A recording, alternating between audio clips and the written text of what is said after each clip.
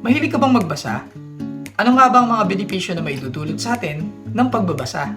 Ayon sa pag-aaral, nakatutulong ito sa pag-improve ng cognitive functions, pag-enhance ng critical thinking, pag-boost ng memory, at nakatutulong din sa pag-rewire ng utak natin para sa pagbubukas ng mga bagong ideya at mas malinaw na pag-iisip. Ayon sa healthline.com, malaking bagay ang pagbabasa para sa bawat individual. Hindi lang dahil nakatutulong ito para mas ma-relax ang isip, kundi dahil para rin mas mapalakas ang ating problem-solving skills. Save yourself from the toxicity of social media and start reading. You can avail my ebooks for only 49 pesos. One-time payment lang. Meron ka ng lifetime access sa mga files ko consisting of 4 ebooks. First is Bayani sa Mundo ng Mga Piping Saksi, which is a historical fantasy imagining Andres Bonifacio's time travel to present-day Philippines.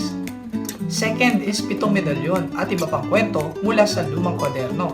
Isang antolohiya ng lahat-lahat ng mga kwentong naisulat ko mula college hanggang pinaka-latest.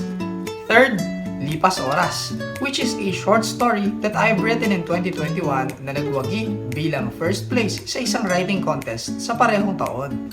Last but not the least is Paano Isulat ang Nilagang Baboy, isang sanaysay tungkol sa proseso ng story development at script writing, na halaw sa mga personal na karanasan at pagkukuro.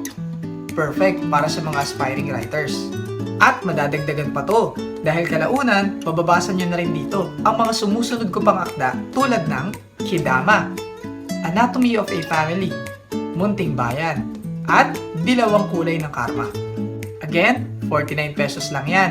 DM lang kayo sa Yellow Shop or send me a message dito sa Yellow Hat Project para sa mga gustong magkaroon ng access.